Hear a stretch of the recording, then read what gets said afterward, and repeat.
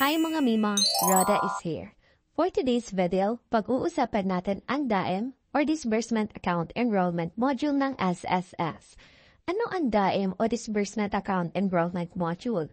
Ang DAEM ay isang process kung saan i-enroll ang iyong bank account o e-wallet sa SSS para kung may mga benepisyo kang matatanggap mula sa SSS tulad ng maternity leave, loan, pension at iba pa ay direkta mo na itong matatanggap sa iyong ATM o e-wallet. Sino ang pwedeng mag-enroll sa DAEM? Lahat ng miyembro ng SSS, kabilang ang mga empleyado, self-employed, voluntary members at OFW. Pati ang mga employer ay pwedeng mag-enroll ng kanilang account para sa pag-process ng mga benefits at loan ng kanilang mga empleyado. Ano ang requirements para maka-enroll ng DAEM? Valid ID, bank account o e-wallet, selfie na hawak ang iyong valid ID at proof of account. Narito ang listahan ng mga tinatanggap na valid ID for DAEM. I-pause nyo na lang mga mi and check if meron ba kayong ID na nakalista dito. Ano ang account na pwede mong gamitin para maka-enroll ka sa DAEM?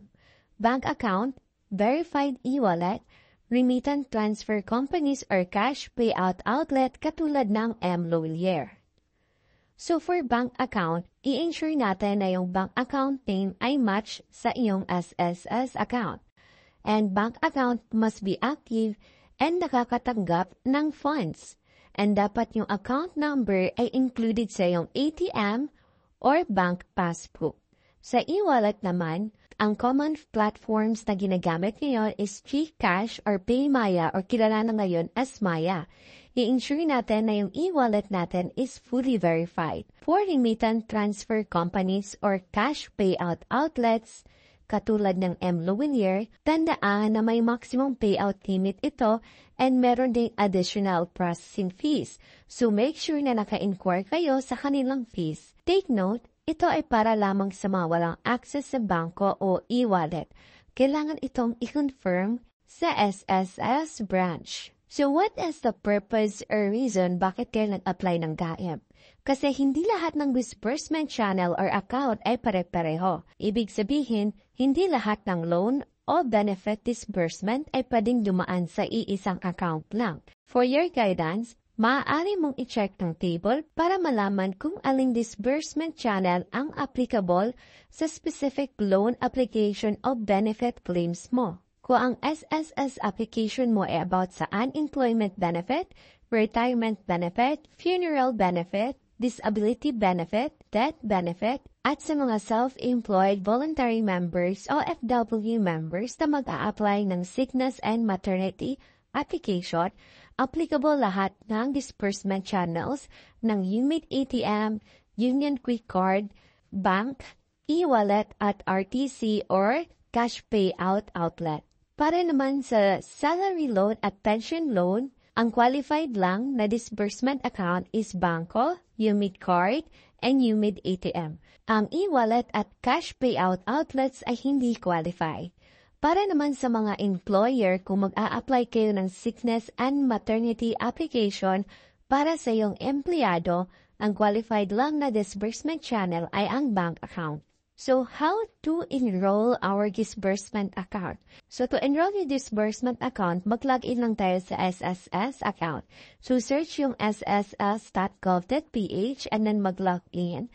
And once maka-login tayo, scroll down and makikita natin dito yung disbursement account enrollment module. And then, click natin itong DAEM. And then, may lalabas na information. So, dito sinasabi na dapat yung bank account natin is valid and active and hindi yung foreign currency, invalid mobile number, and etc. Basahin nyo lang. And then, dapat tayong mag-triple check ng information bago natin isubmit yung application natin. And then, in case kung nagkamali tayo ng input ng details, it will take 30 days to process for crediting or recrediting sa ating benefit or loan. So, kailangan nating mag-upload ng proof of disbursement account kasi only verified or approved account ang pwedeng gamitin for disbursement ng loan at benefit sa SSS. For e-wallet naman, make sure na yung mobile number mo is makaka-receive ng text kasi magme-message sila ng reference number. Also, kapag in-apply mo na yung mobile number mo, kailangan yung 11-digit number, bawal yung may dash o kaya yung 639 na form of number. So, yung allowed maximum for cash payout outlet is 100,000 only. So, kapag wrong number ang ma-input mo or kaya lost cellphone, so yung pag-process ng request for recrediting of the benefit will take 30 days. Sa lahat ng e-wallet, kailangan itong naka-verified or upgrade account. So for DCP or Coins.ph, yung maximum amount is 5 million pesos. For GCash is 100,000 pesos. For verified account, with link bank is 500,000 pesos. For Maya naman is maximum of 100,000 pesos. Pagkatapos mo yung basahin, i-click natin itong checkbox na I certified that I had read and understood that information, and then click proceed. So dito, mag-e-enroll na tayo ng ating disbursement channel. So we have two options, which is bank and e-wallet and cash pay outlet. So for bank, marami tayong options sa bank. So pumili lang kayo kung anong banko ang gagamitin nyo, and then input your bank account number. And then click next. And since naka-apply na ako ng DAEM na gamit ang bank account, so mag-proceed na tayo ng application for e-wallet. But before that, ito yung reminder ko para sa mag-a-apply ng DAEM gamit ang bank account. So reminder that kailangan may nakikita ng bank account number sa iyong ATM card or bank passbook. Next, dito sa iyong ATM card, ito po ay card number. Hindi po ito yung bank account number. Usually po, ang bank account number ay nakikita dito sa baba ng ATM card. So let's proceed for application sa e-wallet. So sa e-wallet, piliin natin itong GCash, and then input your mobile number, and then click next. Dito naman sa supporting documents, review natin if tama yung number na na-input, and then dito sa proof of account, click natin itong e-wallet. And then, i-upload natin yung screenshot sa ating e-wallet profile. And then, upload natin yung photo of our valid ID and a selfie na nakahawak yung valid ID at proof of account. And then, once na ma-upload ito, click next.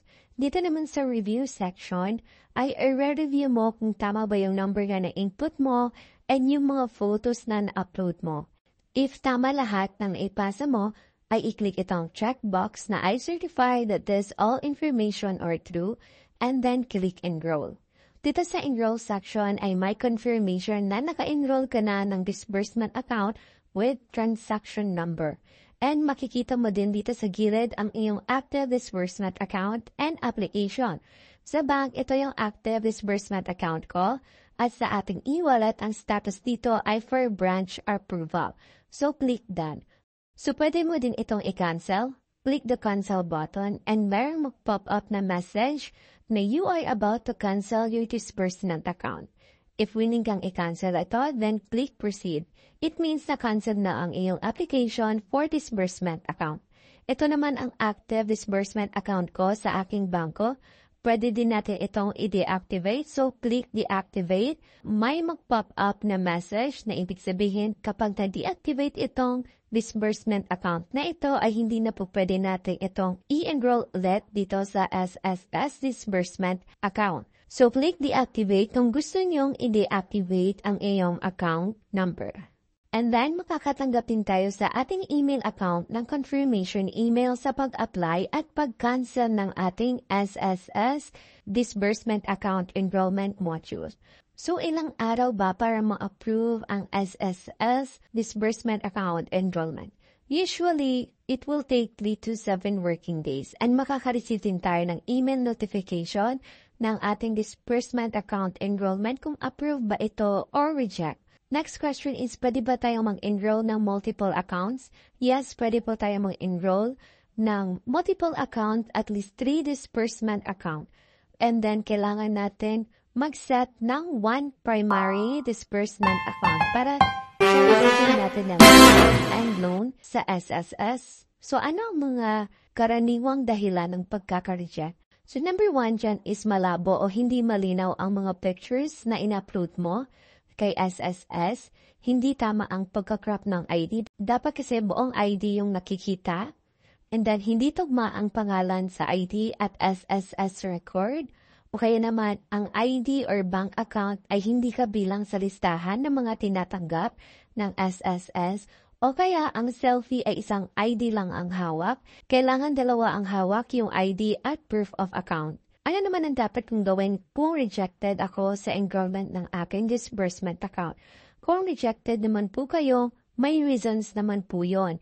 So yung reasons po, i-correct niyo po yon. So mag-resubmit lang po kayo ng enrollment or ng application yon ng disbursement account at sundin kung ano ang hinihingi ni SSS. So yun lang mga Mima, sana nakatulong itong video na to. If you have any question or suggestion, mag-comment lang po kayo. Thank you for watching and please subscribe our YouTube channel.